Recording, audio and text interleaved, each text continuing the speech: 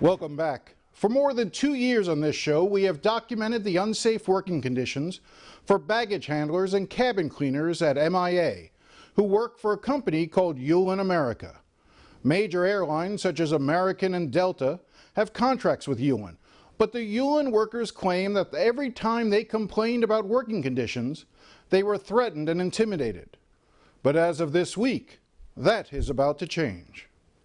This is about the treatment of our workers. This is about values in this country and honoring our workforce. Less than a month after Miami-Dade Mayor Daniela Levine Cava announced plans to remove Eulen America from Miami International Airport, the company has agreed to not only improve working conditions, but hire an independent health and safety expert to monitor its conduct. I believe this is a very clear message that there is a new day in county government, that we are not going to tolerate the mistreatment of our workforce, that companies that are doing business at the airport will have to look to this as an example. Levine Cava said she would now rescind her previous order and allow Eulen to remain at MIA. As CBS 4 News first documented in 2019, cabin cleaners complained they were exposed to hazardous chemicals. Baggage handlers worked on the hot tarmac without access to water, and vehicles used to transport workers had faulty seatbelts, holes in the floor, and were overrun with cockroaches. Federal regulators levied thousands of dollars in fines against Eulen in the past for unsafe conditions, but workers said the problems remained. I've been meeting with Eulen workers for years as county commissioner. I have stood with them when they've protested conditions. I fully know the hardships that they experienced. I did this for them. I did this for their families. I did this for all of our workers. This is a Spanish-owned company that felt like they could get away with mistreating American workers. County Commissioner Eileen Higgins first began expressing concerns about Eulen more than 2 years ago. On a visit to the airport, she saw firsthand how the workers were treated. These workers were saying we're not respected, we're not cared for, our health is at risk, our safety's at risk. When human beings, their number one request is we would like to be able to drink water while working on the tarmac, you know it's a terrible company. Eulen's conduct prompted a congressional hearing in Washington and a roundtable at the airport led by Congresswoman Frederica Wilson. And a lot of people are in untenable situations, but they don't say anything. But these Eulen workers were ready to speak out and to voice their complaints, and we listened. CBS 4 News has also learned that in the past 2 weeks, Eulen signed a national labor agreement with the Service Employees International Union, which will cover all of the workers in all of their airports, including those in New York, Washington, D.C., and Tampa. Helene O'Brien is SEIU's Florida director. Some of the biggest concerns at the airport is unsafe working conditions, an inability for folks to be able to speak up and without fear of getting in trouble or punished. All of that is gone. After the agreement was reached, she broke the news to a group of cabin cleaners. People were hugging, crying. They couldn't believe after all these years that they were able to make this happen. So it was a beautiful moment. In a statement to CBS 4 News, the CEO of Eulen America said he was glad the company would be able to continue to work at the airport. He went on to say, "We care deeply about our workforce and are firmly committed to providing them with a work environment and procedures that meet or exceed industry standards. We are also committed to the success of our airline partners who rely on us for excellent service." On Friday, I had a chance to speak to one of those employees, Sylvia, who has been with Eulen for more than 10 years.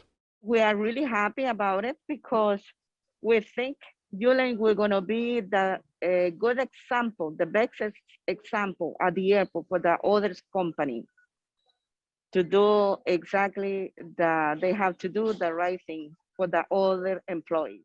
Did you think you'd get here? Did you think you'd actually get to a deal with Eulen to be able to improve conditions? Of course. We feel different right now. Yes, they are start changing. You can already tell they're starting to change their attitude. Yes. One of the earliest critics of Eulen was Congresswoman Donna Shalala. I asked for her reaction to the latest developments. Well, I'm cautiously optimistic, and obviously for the workers, I'm thrilled. at least this is a serious step forward. And it says to the workers that everyone in our community expects their supervisors, the companies that own the work at the airport, have to have high standards in the way in which they treat workers. I personally met with the head of Eulen for the USA and literally read him the Riot Act in terms of our expectations. But as a community, we came together, our political leaders came together and said, this will not stand. We will not have our workers mistreated in this community or any other community. So it worked. Another key player was County Commissioner Eileen Higgins. We spoke about her experience trying to get Eulen to do the right thing 2 years ago. They did not pay attention to me. They ignored our congresswomen. They ignored a congressional hearing. And behind the scenes, I always knew I was never going to give up. I was going to get these workers treated properly. And then we elected a mayor who agrees with me that our residents should never, ever be subjected to the kinds of working conditions that that Spanish company put upon them. But had she not been elected mayor and exercised her authority to revoke their permit, they would never have decided it's finally time for a change and to treat their American workers properly. Obviously a story that we reported on a couple of years ago when you were first raising the issues as to a tour that you took at the airport in which you saw firsthand a supervisor bullying other workers and actually trying to intimidate you at one point during a visit to the airport. It's my understanding that that supervisor is no longer with the company. What's your reaction? Well, I didn't know that, but I don't think he should have ever been with the company after the behavior that I witnessed. Literally intimidating the workers I was with, saying to me, there's going to be trouble here, and then literally following me around the airport on another vehicle. And when we would get out or be looking at something, he would be doing this to me, like, I have eyes on you. I'm like, what? This is intimidating behavior. If you're willing to do this to a county commissioner, imagine how you must feel if putting food on the table is dependent on your job. And these are these toxic supervisors that Eulen should have on its own realized don't belong in a proper workplace that respects human beings. This is one company, one agreement at the airport. It's probably not the only company that has issues in terms of mistreating employees, whether it's at the airport or through other county venues. Should this be seen as a sign to other companies that if you mistreat workers, there's going to be a price to pay? I hope so. I hope that companies are taking notice that the people of this county have elected representatives that care about them and care about them more than they do about some of these companies. And I hope that they start changing now. And in particular, we do have other companies that where wages are a real issue and lack of health insurance is a real issue. And I hope they pay attention to that because they need to know that I'm watching out. And I think the entire county now knows that our mayor is watching for this. And I know she is committed, and I am committed to supporting her in making sure that how we select vendors for county contracts takes treatment of workers into account all the time. Higgins raises an excellent point. This is a sign of elections having consequences. When Carlos Jimenez was mayor of Miami-Dade County, he did nothing to stop Eulen and instead plotted his run for Congress. It is clear now that if he had wanted to do something, these issues would have been resolved a long time ago, but he chose not to. Now, as you saw in the original story, I spoke to Eileen O'Brien, the Florida director for SEIU. Here is more of our conversation. How would you address someone who says, you know what this was all about at the end of the day? You just wanted to sign up people because your goal is to get as much dues as possible. How would you respond to that? You know, our goal is to make Miami International Airport a very successful airport because many of our workers and members and ourselves, our jobs depend on that airport. And so we want it to be a good airport. And it has become, like many other airports, a place that's hard to work at. And so our number one goal was to make sure the workers are strong enough and make those good jobs. That is our priority. You know, we have been helping workers and advising workers and organizing for more than 5 years. And we're not, you know, we're continuing to help low-wage workers organize to make sure that jobs get better. This isn't just a silly little play for, you know, union dues. One of the things, though, that Eulen had raised in years past was the idea that no one was really interested in unionizing, that there was no interest in joining the union. But now that things have come together, what can you tell us? How many, you know, roughly how many people have signed up for the union since all this has taken place? And what's been the reaction of workers, you know, that you experienced in this agreement? Once the agreement,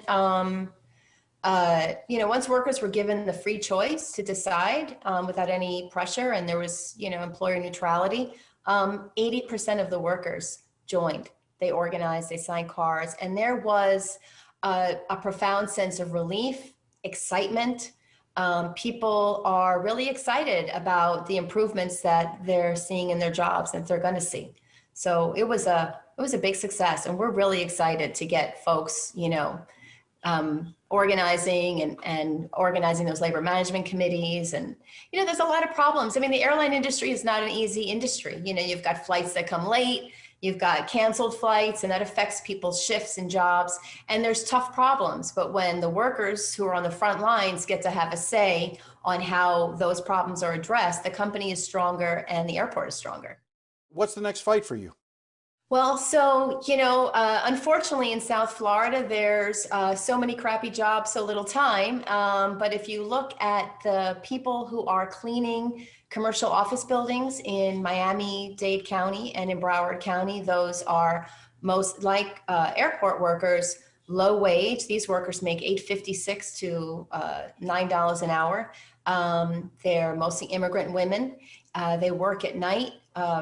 No paid days, they get exposed to COVID, to many other dangers in the job, and they are now organizing for justice. So it's a big Justice for Janitors campaign. And so we're really excited about it. We're talking about those big office buildings like you see downtown Miami, Yes. Other places that are, you know, maybe 40, 50 stories tall. And these are the workers that go in overnight to clean up. Yes, you've got, you know, Miami real estate is one of the most profitable and successful real estate industry in the country. And, you know, right now we keep hearing about all these companies moving from New York and California to come here. And we're excited about that.